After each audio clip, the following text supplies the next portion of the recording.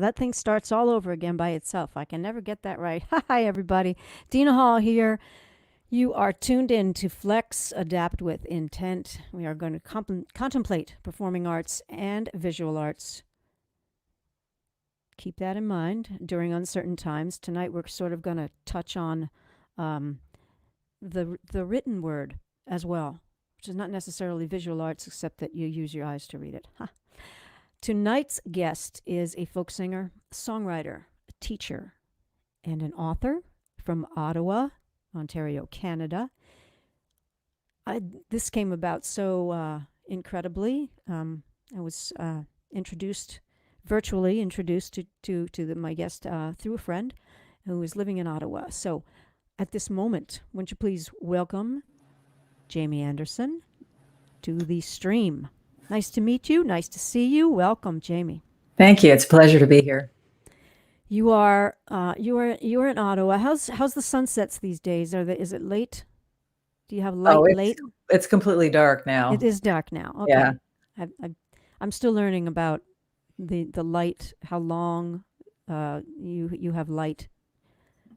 I was talking with my friends a few weeks ago, and it was like 9 o'clock, 10 o'clock. No, I mean, it was just still bright light out. It was wonderful. I want you to know that we're experiencing a frost warning here tonight in Pennsylvania. How's that going there? You same? Yeah, we've had a few frost warnings too. I got to bring in the tomatoes from the garden pretty soon. Oh, my goodness. So tonight we're going to talk about your career, which is it's really quite storied. It's nice. I respect everything that I have read. It's really wonderful to read and learn about what you've done. Thank you. You started. Where did I read? You were born in Arizona. Yeah. Is that where you're from? Yeah. Yeah. And what's your path? How did you end up in Ottawa now? Well, I fell in love with a Canadian. Oh. They're just all so attractive and smart that, I couldn't resist. Oh, wow. But I lived most of my life in Arizona. Then I lived a little while in North Carolina, and then I moved up here when we decided to live together. And I joke that if I move any farther north, somebody should slap me. I don't do winter. No, I don't either. But I'm sure you have multiple layers, multiple coats for different times of the year. Yeah, I've acclimated a little bit. I don't know if I could do Arizona in the summer again. I've been kind of spoiled by the summers up here. Oh, I mean, that couldn't be more drastic. Well, yeah, maybe it could. I don't know. And oh my goodness, the question escaped my mind. It was relevant to what we're talking about right now, but I've completely lost it. Oh, I hate when that happens. So you. Oh, I wanted to tell you that there are many of us who are very jealous of the fact that you managed to escape the United States just in time. Well, I'm sure my friends thought I was crazy because I moved up here during Obama's administration, and they're like, we finally get a president with an IQ higher than a potato, and you moved to Canada. And when I moved to Canada, we had a prime minister that was almost as right-wing as Bush's. Oh, wow. Like, what have I done? So now I'm really happy to be here. I would have been happy to stay in the U.S. too. I'm a dual citizen and I love both countries. Okay, well. I mean, it's distressing what's going on there now, of course, but I'm sure we'll touch on that at some point. Yeah. We're all. I mean, honestly, there are many times people in my life I talk to, and they're that just we're all just going to have to go. We're going to have to go to Canada, but now we can't. We can't. So we only have so much room. You have a lot of room. It's just, do we want to be there? We do, but it's farther north, and it's really cold up there. Yes. Yeah. Oh, and by the way, we're not allowed to leave anyway. So Well, see, there you there's go. that. Yeah. Okay. So during the years that you were here in the United States, you were touring. I do recall, and that's how this sort of came about. That there's a wonderful list on your website that I read through of venues and festivals and all of that. You had quite a bit of touring. Was that 70s, 80s? Well, I started touring in 90s? the late 80s. Yeah. I put out my first studio album in the late 80s, and I started touring all over the US then. And my goal at one point was to play in every state in the union. I missed 3 of them, but North Dakota. Mm. Um, but yeah, I toured a lot. I put out a new album every couple of years. I really enjoyed touring. It was a lot of fun. It was towards the end of the women's music heyday. So, but it was still present. So I could plug into all those women's music venues. I also played folk venues. It was really fun. I enjoyed it a lot. And I still get out for the occasional gig when there's not a pandemic, that is. But I don't tour full time anymore. Teaching and writing are my main gigs. Mm-hmm. Is there? I've not heard that there's a vibrant music scene in Ottawa itself, but is there? Where do you go? Do you go out and find music in normal Yeah, times? well, I hate to disparage my home city, but Yeah. we don't have a huge live music scene here, at least not for the kind of acoustic music that I do. But we do have some really great venues. There's one called Spirit of Rasputin's. They put on regular concerts. They have an open mic. They've got other cool stuff going on. There is some regular live music series that I've been able to play at and that I attend that I enjoy. But it doesn't have a scene like, Nashville or LA or New York. Mm-hmm. I just named American cities, didn't I? How horrible. Like Toronto or Montreal or Vancouver. There No, we that was that was very natural for you to do that. go. Yeah. Well, here, I mean, I'm in the Lehigh Valley. I know you're familiar with Godfrey Daniels Absolutely. from a long, long time ago. We have really quite a vibrant music community right here in the Lehigh Valley itself. You do. Godfrey's is part of the nucleus of that as well. So um, it's I visited friends back in April of last year, I think it was, and I saw firsthand what the difference between that that city where you are and other areas. Um, and we were talking before we came on live. We were talking about other notable Ottawans, Canadians that Yeah. then we might know together. We talked about the Lynn Miles and Lynn Hanson, Yeah. yeah, one of them recorded in the same studio as you, and you mentioned Alanis Morissette as well. Yeah. I don't know if she still has a place here. She did at one time. I think she's originally Yeah, from Ottawa, which I no, think is pretty damn cool. I had no idea. Yeah. Yeah, my claim to fame is I went to the same high school as John Bon Jovi. Oh, So well, there you so go. we all got to drop names Yeah. Yeah. I wherever we once can passed Pat Benatar on a staircase. on a staircase. That is worth something. That sure is. What happened? Did you say hello? Say hi, No, Jamie. it was an industry party. Back in the day, I worked for a music distributor, and one of the label reps invited me to this party, and I was very intimidated, because all these, high power rock people were there, and there I Yeah. was, like some little clerk at a music distributor.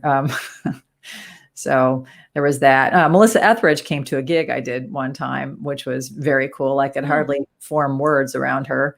Um, and then she was in the audience. I opened for Kate Clinton. And fortunately, she was seated far enough back that I couldn't see her. I would have forgotten how to form a G chord, yeah, yeah, yeah. So that's something I really was intrigued by when I read it. So you opened for Kate Clinton. Kate Clinton is a comic, Yeah. stand-up comedy. How does that work? I mean, I love the idea of mixing um, the two different art forms. But so how did that work for you? What do you think of that? Well, I've actually opened for a lot of comics. I've also opened for Suzanne Westenhofer. I've shared the stage with a lot of comics in Provincetown. About a third of my live show is comedy. So, Okay. if a producer wants me to do all comedy, I can do an hour of comedy. My latest album has a song called "Marry Me," where I propose marriage to Rachel Yes. Maddow because really, smart and handsome. Where do I sign up? Yeah.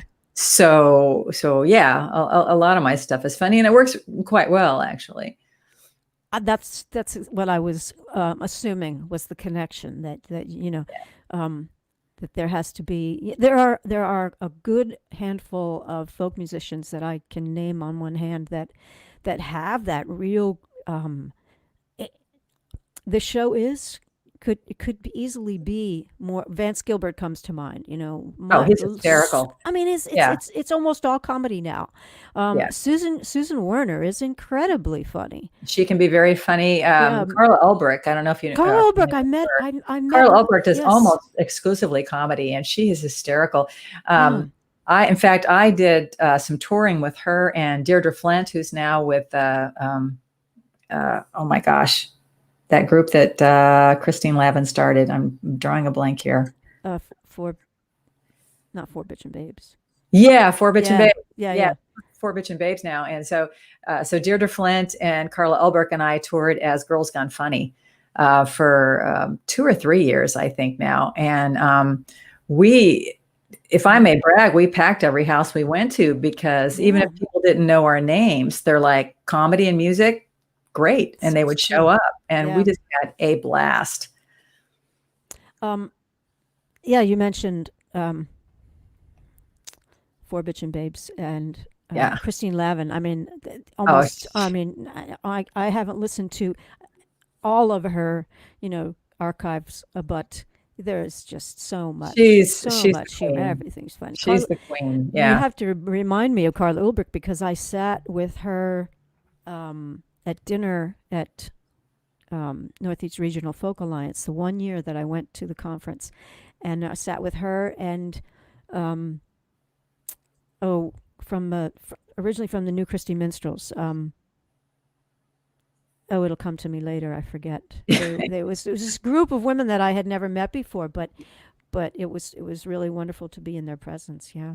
Yeah. Well, and we have a comment. We have our first comment from Brian McCluskey, my friend Brian, mentioning that Vance Gilbert opened on tour with George Carlin That doesn't surprise me. not long ago. Yeah. Yeah. Um, yeah, Vance, too much. So the obviously, we have nothing going on. Back in March, everything stops, and we're not able to go anywhere, and we're not able to play live music or anything. And so, and you're teaching. I'm certain did you have a whole lot of in-person teaching, one-on-one? Yeah, I had a full roster of Mm-hmm. students I was teaching in Ottawa in my home studio. And I already had some students I was teaching via Skype, but it was only a handful, 4 or 5 people maybe. And so when the pandemic hit, and it was clear that things had to change, I transferred as many students as I could from my in-town roster online. A few of them chose not to do that. And then because people were stuck at home and they remembered they had a guitar under their bed for the last 10 years, they said, "Oh, I think I'll learn how to play the guitar while I'm here." And I was overwhelmed with requests to teach online. And it was also about the time my YouTube channel really took off. So I post lesson videos up there as well as performance videos. And I'm so overwhelmed that I've been referring students to other teachers. Oh, wow.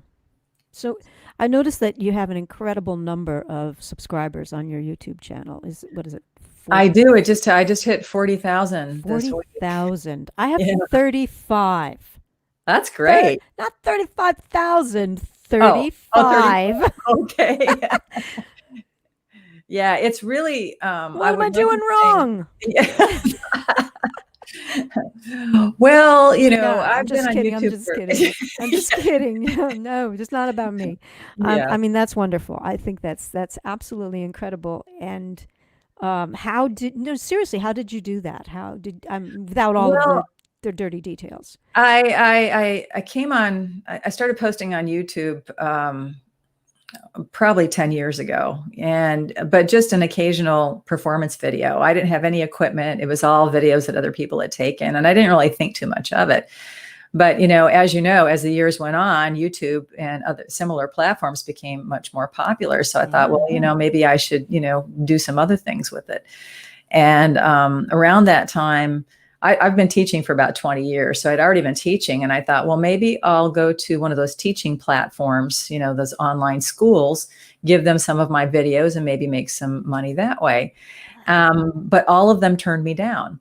They all said my videos weren't a high enough quality. And I know I'm a good teacher, but I'm not a technician. So I thought, okay, well, maybe I don't know what I'm doing with the camera, but I'll just put it up on YouTube. That's free. And I started putting things up on YouTube, and there was a website somewhere, and whoever they are, I would like to have their children, because they put up a link to one of my videos, and it was a high traffic site. And from there, other people started putting their link on my link on their pages. And it just took off until that particular video has had 1.5 million views. Wow.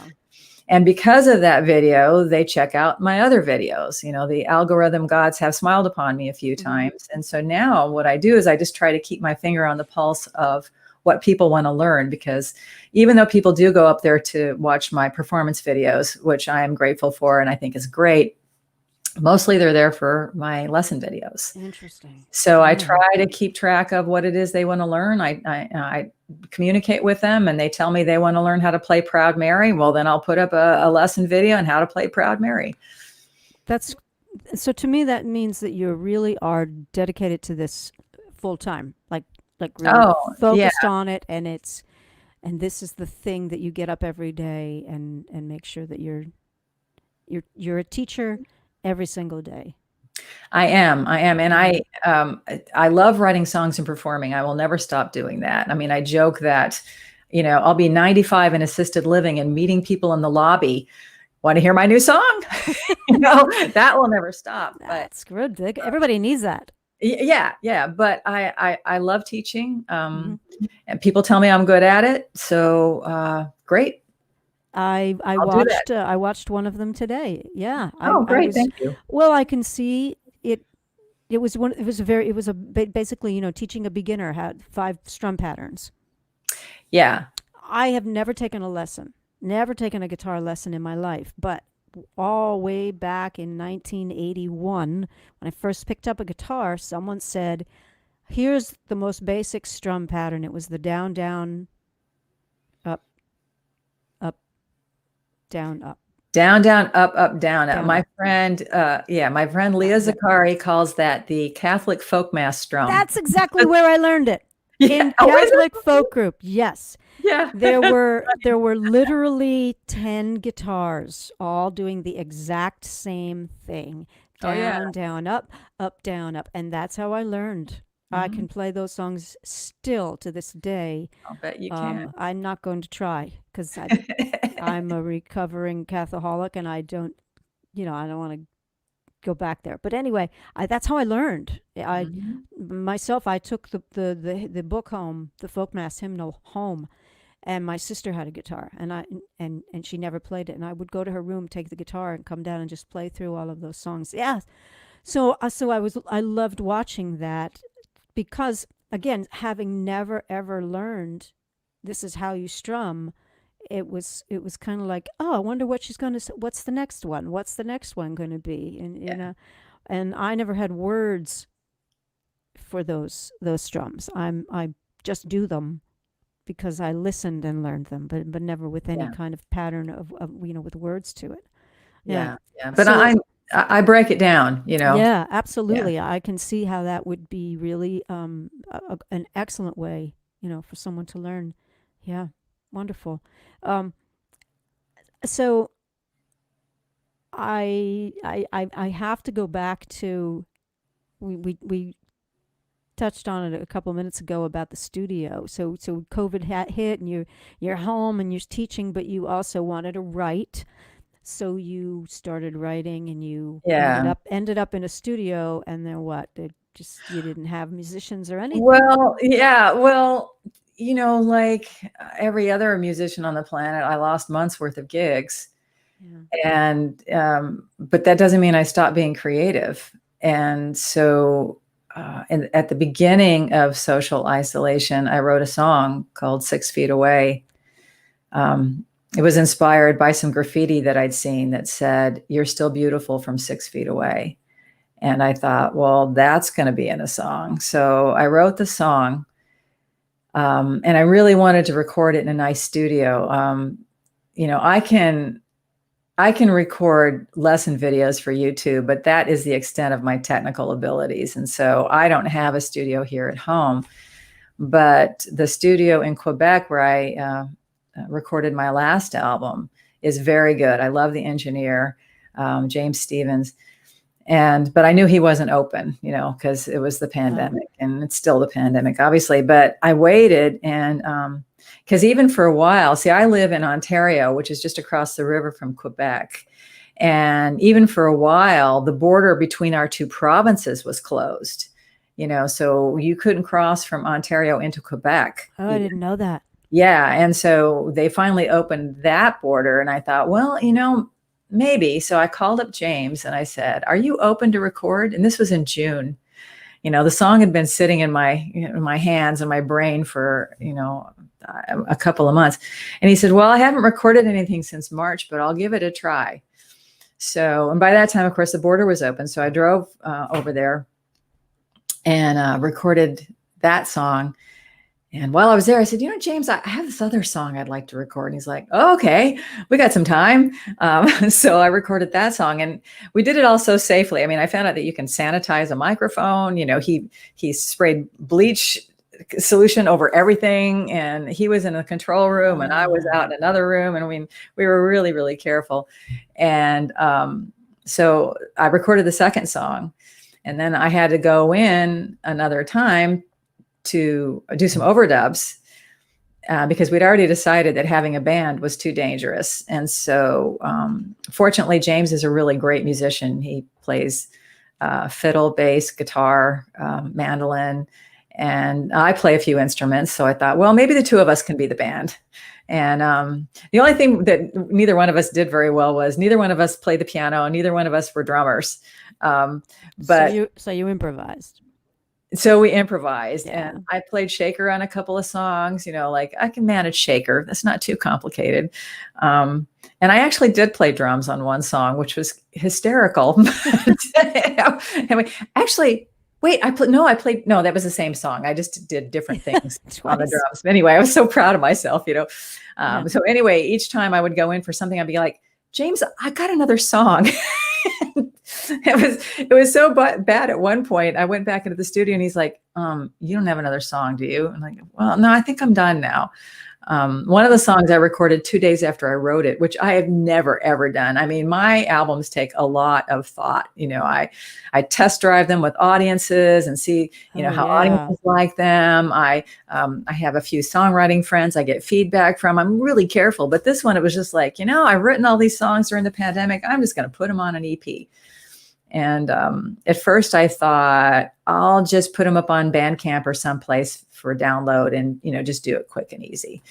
And then James said, you really should have it mastered, which is a process where they sort of, polish things up a little bit and sequence them. And he goes, "Oh, okay, I'll get it mastered."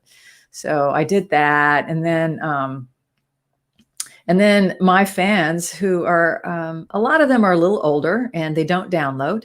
Mm-hmm. And they were like, "Oh, we don't know how to, we don't download songs." I'm like, can you get a real CD? So then I called up a duplicator and I made real CDs, and those will be available soon, because I thought, I'm not doing in-person gigs. I mean, why do I need a real CD? But they wanted them. And so Goldenrod, who is a women's music distributor in the States, very graciously offered to sell the hard CDs, the real CDs, for me. And so they should have those actually in the next week or two. So Goldenrod is it specifically women's music, or? Yeah, they sell specifically women's music. They've been around since the 70s. Wow, that's very interesting. I'm putting some of these notes in the comments as you're mentioning them. So the EP is called Songs from Home.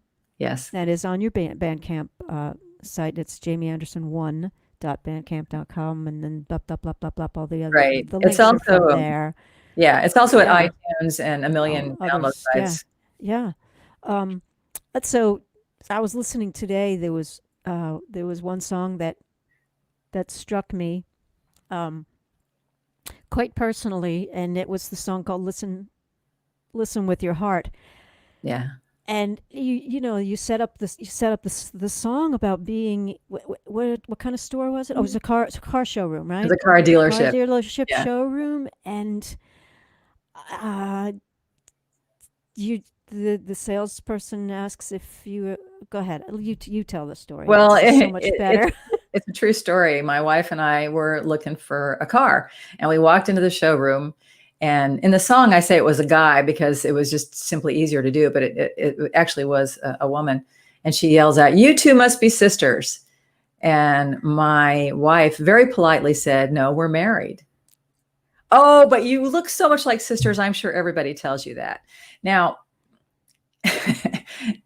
any lesbian can tell you, any gay man can tell you, we get this a lot. All the time. And there are times when we get comments like that I think, do I want to educate or do I just want to shop for a car? Mm-hmm. And there are times when I just want to shop, but at this point, that day, I wanted to educate. I was, I just didn't want to be the polite lesbian. And I just looked at her and I said, only straight people say that. It's true. I, c- I've been in that situation so many times. Yeah. And my wife has red hair and freckles. I mean, yes, of Right. course it's possible, but we don't look alike. I mean, My wife and I look yeah, nothing nothing alike, alike. nothing So alike. it's And for us it's the short hair. That's it. that I think sometimes straight folks just notice that there's some kind of connection, Connection. Yeah, and they think it's rude to assume that you're a lesbian couple, which they is do. silly, because we're everywhere. But Just just yeah, I don't know. But watch. Yeah. that led me to think about other situations Hmm. where something is assumed. And so the Yeah. next verse is about a preacher assuming that I want to be a Christian, that everybody else wants to be a Christian. Yeah. And, we've all seen them at gay pride marches and, Uh-huh. like pounding their Bible and shaking their fist. And I thought, well, I need to do something about those kinds of people too. I hear from my Jewish friends too. It's like, they're like, we really don't need to hear this. No. So then I thought, well, I could carry this further. And so then I included a verse about Trayvon Martin. Hmm. And, the people I heard saying, well, he might have had a gun, are all white people. And I thought, well, he might have had a gun. Only white people say that. So I put that in the song too. And in the end, Yeah. I wrap it up by saying, listen with your heart, leave your heart open, don't make assumptions, and listen to the people who don't have the privilege you have. It's a deep concept. Um, and I think that we need to talk more about it. Yeah, we certainly do need to, and we need to write more about those things. Absolutely. I agree. And the the folk music has always been that place for um, not necessarily protesting, but calling attention to things that people don't necessarily often want to talk about. Mm-hmm. And I think that when we can do that, when we can put that music out there, and that's meant for everyone to share as well. Yeah, I just that's really good. Um so I wanted to say that sometimes when I get asked that question, of you two must be sisters, I a lot of times I will just to shake my head and look at them, and then sometimes I should say yes. Well, you should see our dog. That the dog looks. We look just like the dog. We don't have a dog. We don't have a dog personally, but that's but many couples end up looking like their dog. Well, even straight couples start to They look alike after a they while. So I do mean, I do they do. get that, There's but certain similarities. yeah. Yeah, that's cool. That's cool. So we're talking about folk music. We've talked about the path of your career and everything, and um, So you wrote, you have, when did you write the book? We're gonna show the, what the book is. The book is called An Army of Lovers: Women's Music of the 70s and 80s. When did you write this? How did this come about? Well, um, in 2011, Teresa Dell passed away. She was a women's music performer. I first heard her in 1977. It was the first women's music I ever heard. Women's music was a network of musicians, producers, venues, media people, technicians, all of them women that really supported feminists and lesbians, like in a way that mainstream music never did. And I didn't know what it was until I'd gone to that Teresa Dell concert. And she so moved me that, I followed her career all the way through. And then when she passed away in 2011, I was just heartbroken. And I thought, someone should write a book about women's music and all those great performers, Meg Christian, Mary Watkins, Holly Near,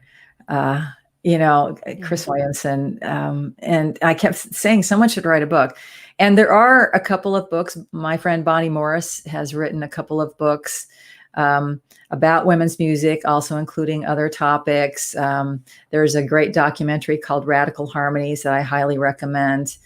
A book chapter here and there, but not a lot. And I kept saying someone should write a book, and then I realized that maybe that person was me. Oh. And I've done a lot of writing. I've written a lot of magazine articles. I wrote for Curve for a while and After Ellen, and I've written for Acoustic Guitar and Sing Out. And those were much shorter pieces. They were articles and CD reviews, but I thought, well, I'll write a book, innocently. And I made a list of all the people that I wanted to interview for the book. And one of the first people that I interviewed was Holly Near. I'm a huge fan of Holly Near's. I respect everything that she's done, all the different issues that she's been involved with. She's such an activist and such an advocate for lesbians, which I really, truly appreciate. And anyway, I interviewed her early on. And in the beginning of the interview, she, excuse me, she said, Jamie, I've had a lot of people interview me for a book like this, but the books have never come out. Are you going to follow through and do this book? And I said, yes, I am. So you don't lie to Holly Near. You say you're going to finish it, you finish it. And yeah, that's reason enough. Yeah. But also that, I was documenting my research as I did it in social media, on my blog site. And again and again and again, I heard from people saying, I'm really glad that you're doing this. And I thought, well, then it's needed. I should keep going. And almost everyone I interviewed thanked me for interviewing them. They were great in giving me other contacts. And I had the pleasure of interviewing over 100 people for this book. Wow. Well, if you don't mind, I'd like to read this passage, this piece. It's on your website. This is from Dorothy Allison. I'm going to just read it for everyone. The women's music networks were for many of us where we gathered to sing and stomp and share the pulsing rhythms of our lives. This book captures that sense of exhilaration, enthusiasm, and possibility so many of us celebrated. What it also does is detail the history of how women rewrote the rules of production and distribution, putting together all kind of women who could rent a theater or church or basement hall so that we could come together and sing the lyrics that detailed what we hoped to accomplish. A revolutionary poetry, an alternative network of women making their way in the world. When there were no spaces where we could hear our musicians, we made those spaces, and along the way remade the rules for what women could accomplish on the neighborhood level. I stood in those crowds, sang along with Meg Christian and Cassie Culver, and women who played rock and roll and bluegrass and all the music that echoed in my bloodstream. Jamie Anderson has caught the lightning and put it on the page. Dorothy Allison, Bastard out of California. Carolina. I'm sorry, Bastard out of Carolina. Wow.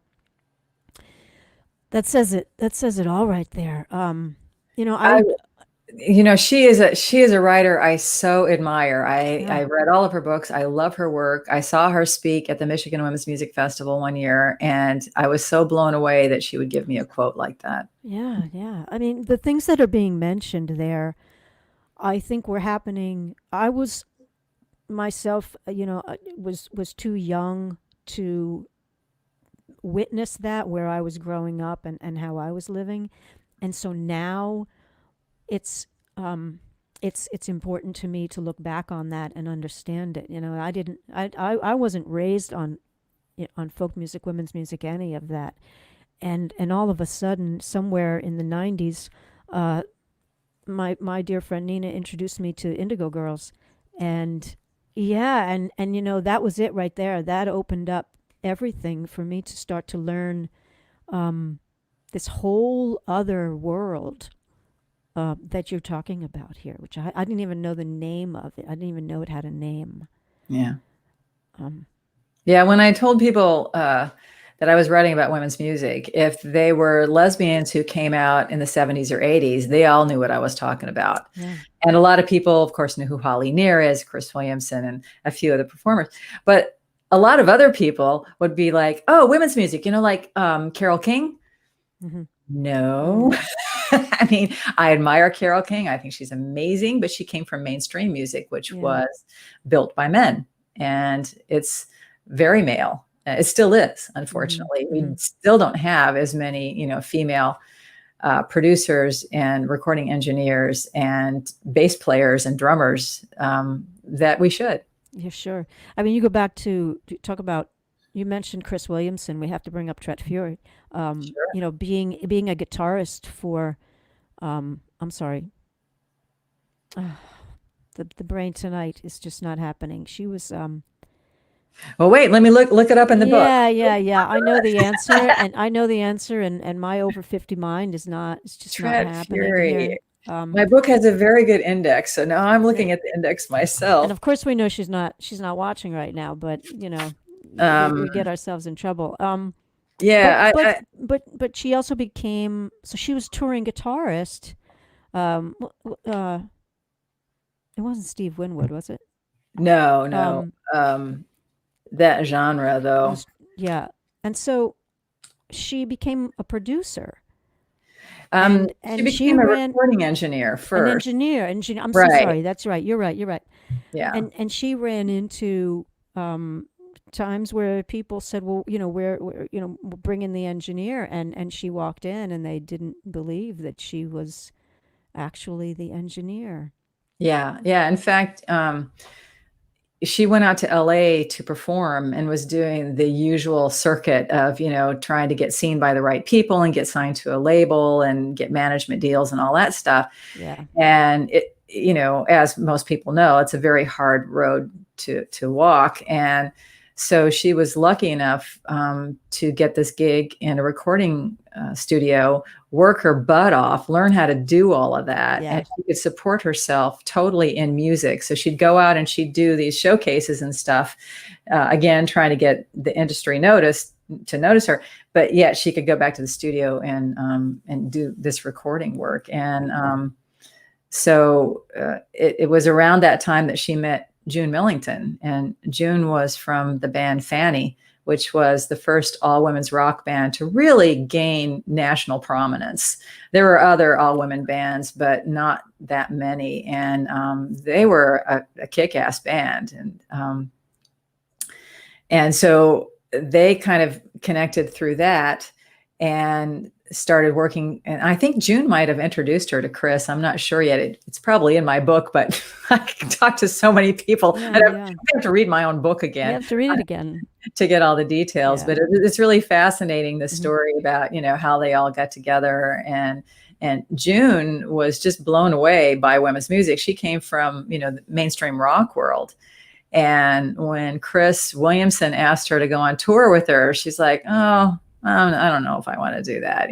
She was all about the rock and roll. And she said the first gig that they did together, the audience just about leapt out of their seats. And she's like, whoa, Wow. this is pretty nice. She was really taken by women's music, and then at that point she got more involved in women's music as a producer, as a side player. She did her own albums.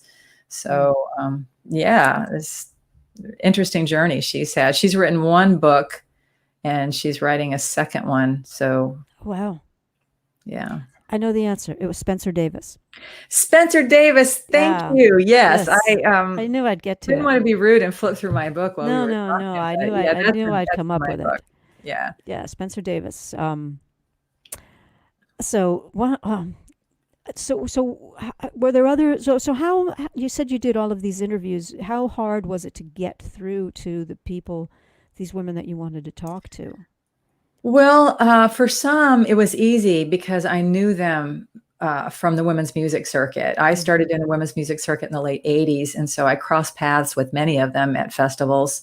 I didn't know them very well, but still well enough that I could, email Holly Near and she knew who I was. So it wasn't like I was a complete stranger to her.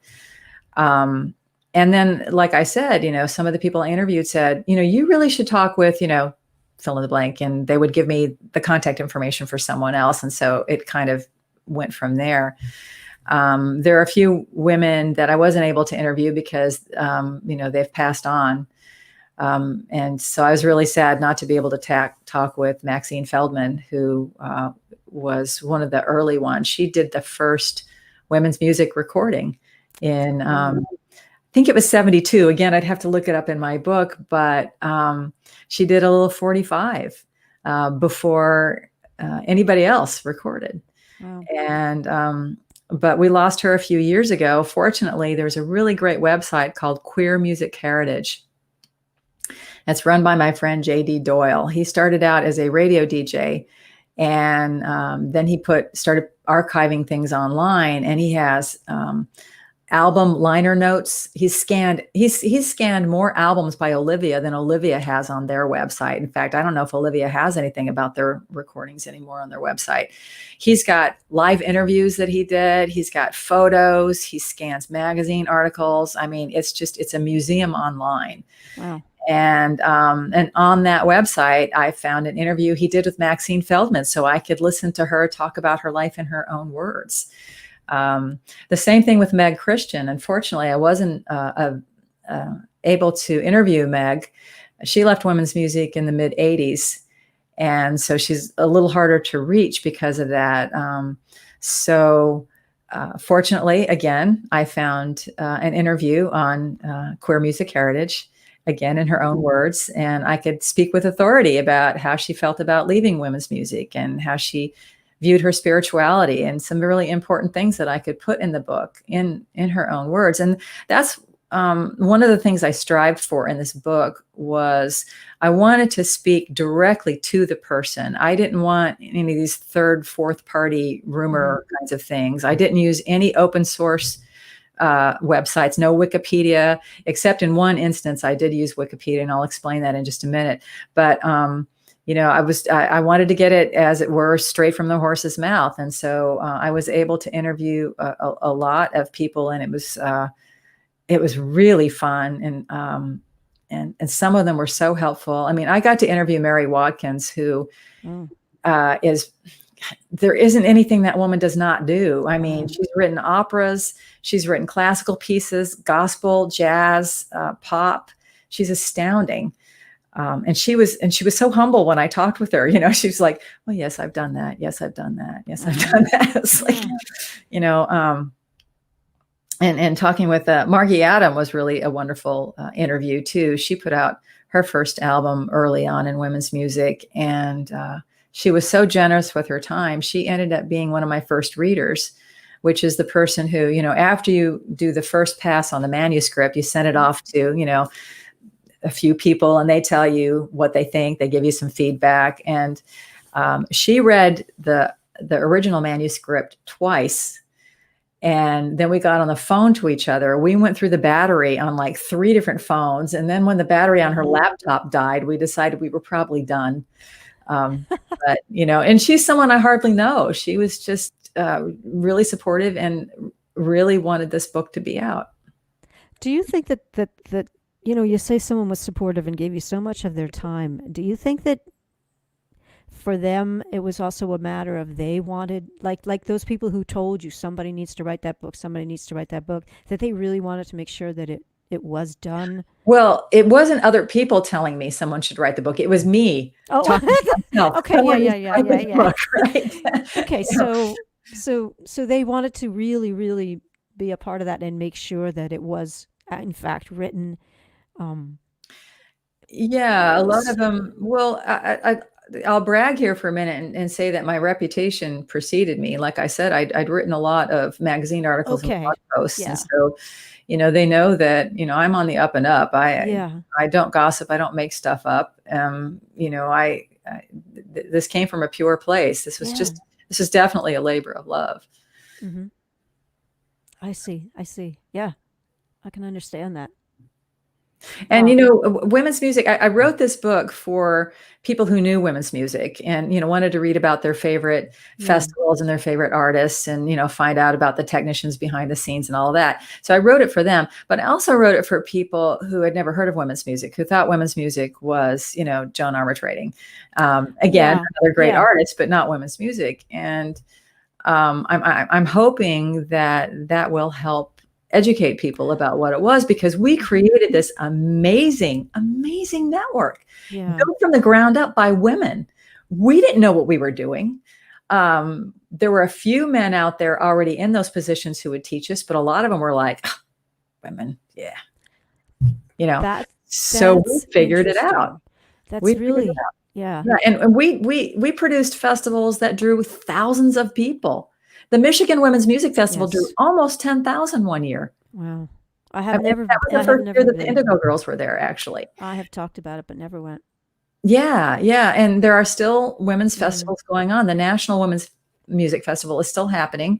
They didn't have it this year because of the pandemic, but hopefully they'll be back next year. And it's been going on since the 70s, and it's completely run by women. There are a few festivals around the country still, and a few artists, not many. It's not like the heyday of the 70s and 80s. That's why I chose to write about that time period, because that's Sure. when it was the most popular. But we trained technicians, we trained media people. I mean, if it wasn't for women's music, I wouldn't have a career. I would have just set my guitar aside and said, okay, I'm too old to do that now. And I didn't. They supported me. And so the book itself, is it? Where can one find it other than through your website? I want to put the graphic up here. Just one sec. Um, there we go. So this is An Army of Lovers: Women's Music of the '70s and '80s, written by Jamie Anderson, and armyofloversbook.com is the website that I found where one could access it. Yeah, you can go there, or you could go directly to my publisher, bellabooks.com. Okay. It's also available at goldenrod.com, the same company that carries my recordings. So it's bellabooks.com. Yeah, right. We got that in there. Yeah, it's also available at a lot of independent bookstores. You can get it on Amazon. Okay, You know, that's what I was wondering. So has it ever been used in any kind of educational programs? I heard a rumor that someone was going to do that, and I don't know if they did or not. But that's another reason I wrote the book, because Mm-hmm. I was hoping that it would be used in academic settings. Um, there there isn't another book like mine that's as detailed as mine, with an index like mine, and Okay. that's the kind of book that you might find in that kind of environment. I'm also hoping that people will use it for research if they're writing about women's music. I Like I said, I talked to primary sources as much as I could to be as accurate as I could. I wanted to correct a few misconceptions out there too about women's music, that we're just lesbians who hated men. Of course, that's not true. Mm-hmm. Some misconceptions about like there was one that Maxine Feldman, the artist I mentioned earlier, had transitioned to being a man, which isn't true. If she'd chosen to do that, okay, and I would have put that in the book, but that's not what happened. Mm-hmm. So things like that. That's really interesting. I'm one. I sit here thinking about. Obviously, yes, I'm incredibly intrigued and do want to read this just for my own education as well. And I start to think about how can I get this resource out to women like me and others too, not just the women. This is something for Oh, this is men should something read this for book men too. to read as Oh, well. absolutely. I Yeah. mean, we're not excluding anyone here, but I think um, understanding the foundation of what was built as to how we all got to where we are today, which we've come far, but we have, like you said, we're still short on women as side players. I Mm. mean, Oh, women absolutely. as side players. You'll find a million and one singer songwriters, that are women, um, but to go out from even for me. I mean, I would like nothing better than to find women in my community here that I can call on and say, to play the guitar parts, to play the drums, to play the Hmm. bass. Hmm. Yeah. And Not what are we teaching our girls? well, You know, right. I taught at a kids rock camp one summer. And the first time the band all got together, all the kids got up on Yeah, stage. All the boys grabbed guitars and drumsticks, and the girls stood before the microphones ready to be singers. right.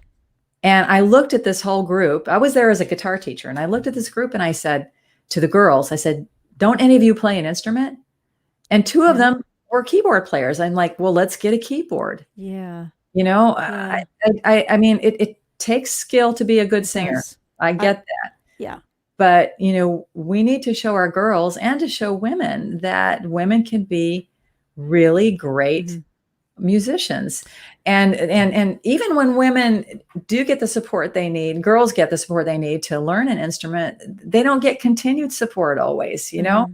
So I really want to change that. And women's music helped to change that. And it was changing for a while. Within women's music, we supported a lot of women musicians, but But more needs to be done. but the other part of that too is is on the engineering, the producing, the mastering, um, even just in um, the road crew.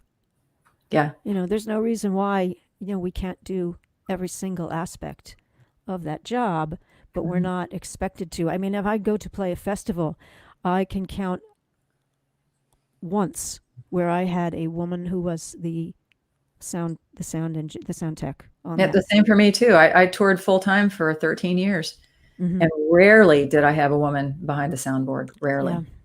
yeah. Um, next week, actually next Wednesday, I'm going to be talking with Jane Paul, who is Susan Werner's road manager, who Great. I've met a number of times and we've had great conversations. But to watch Jane stand behind the sound engineer at a festival and pretty much tell them what needs to be done to meet Susan's needs. It's Mhm. really it's really fascinating for me to watch that person in action. And also along with Jane is going to be Meredith Tarr, who works as a tour manager for Empress Records, Rachel Sage. Mhm. And I'm really, so this is a whole other aspect of how we're filling those roles. We've kind of strayed away from the original topic of this program about adapting with intent during a this pandemic, but I don't mind, and it's all somewhat related in some way or other, um, because I think during this time we have an opportunity to sort of hit that pause button and say, what else? If I'm not just going out there and grabbing the microphone to sing, what are the other things that I can do? And maybe I can teach myself, or I can find ways to learn, like you said, picking up the guitar and finding you and learning how to play guitar. For me, it was learning how to transition from radio and performing live to doing this and having these conversations. Yeah, yeah. Yeah, and this I think it's inspirational for people to make good use of their time, Mhm. while we have it. Mhm. Um, And this is just this has been a wonderful conversation about all of this. So, do you think? I know you said there was no touring, but you were still playing gigs. Do you think? Of course, we can't predict what's going to happen in a day, tomorrow, let alone 6 months from now. Yeah. But Yeah. but do you have plans? How do you see yourself? With or without a pandemic, how do you see yourself in 6 months or so? Well, so much of my life is online right now. Yeah, That will continue. I'll continue to um, upload stuff to YouTube, and I'll continue to write. I mean, it's just in me. I'm a creative person. That's what I yeah. do. I've written one memoir, Drive All Night, and I'm starting to think about a second memoir called Drive Wow. All Day because I'm too old to drive all night. Oh, those stories. Yeah, Oh, yeah. yes. And of course, like everybody else right now, I'm only doing online gigs. I know a few people have done outdoor concerts, but I haven't been offered that opportunity yet. And Yeah. so I don't know. I mean, I have one booking for next year. It's in June. We'll see Mm-hmm. if it actually comes through. Yeah. And I would like to keep performing in person. I've been doing a lot of online concerts, but it's kind of weird, sitting across the room from my phone.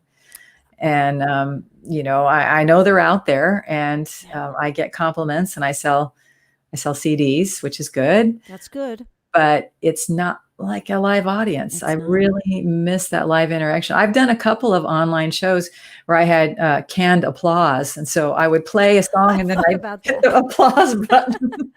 I thought about that. How desperate is that? It is. Somebody was telling me about that. Chris Matthews, I was talking to a couple weeks ago. She mentioned it. Oh, yes. Ah, well. So I'll keep doing what I'm doing, and Mhm. hopefully things will improve for all of us. I feel fortunate in that I have teaching to sustain me. I have friends who, mostly perform, and I don't know how they're buying groceries. It's Right. it's a really tough world out there. Those are the people that I do worry about. Yeah. They've been. This is what we've been talking about on this webcast. Is if you're not my friend Josh, who's drummer for David Bromberg, oh, happy birthday, David Bromberg, celebrating 75 years today. There's some sort of wonderful online concert going on right now, 8 o'clock, I think it started. But anyway, Josh is his drummer. Well, if you're not touring, with that band, what Yeah. are you doing? And Right. he's taken a few things here and there, and but is at this point is if the tours are not going to happen, all of those other people that are working for the headliner, those people are out of work too.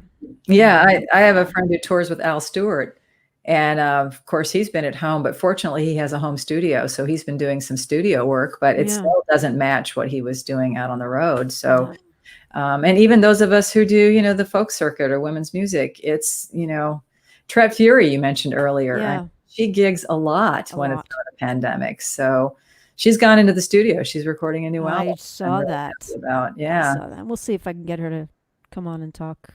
Oh, you should, she's She's a busy wonderful. lady. I've met. Yeah, she is. My funny story about Tret Fury is that we were at that same NERFA that I went to. She was one of the showcase artists, and uh, several hours later, someone passed me in the hallway and stopped and said, "Oh, I really enjoyed your set." And I like I looked around. You talking to me? I'm nobody. This is my first time here. I'm just I got in because I want to volunteer and I want to learn about it. And you mean Tret? And so later on, we took a picture, and the resemblance is so similar. I suppose someone would say if we were married, they'd ask if we were sisters. Yeah. Oh wow, Jamie, it's been wonderful, wonderful talking with you tonight. Thank you, Dina. I And I really enjoyed this. I will make it to Ottawa when they let us out of the United States. I will be coming up to visit, and Please do. It's I'll a make beautiful sure city. we look you up at that All point in right. time. Okay, thank you Cool. so much. The one thing I do ask everyone to do is to try to give me a high five if you can figure out how to get your hand. which hand to work? Can you get it up there? it's it's It's hard. backwards. Right. There we That's go. it. You did as close as we could. Yeah. All right. All right. Thank you so much. Thank you. I hope I'll see you again. All Okay. right. Thanks. My guest, Jamie Anderson. And you want more information? It's right there, jamieanderson.com. These are the conversations I just absolutely love having. And I'm going to put up the slide again for Jamie's book, An Army of Lovers, Women's Music of the 70s and 80s. Armyofloversbook.com is where you can find how to purchase that, learn more about it. And, we've been talking about so much about women's music and supporting the efforts and the needs of women here as well.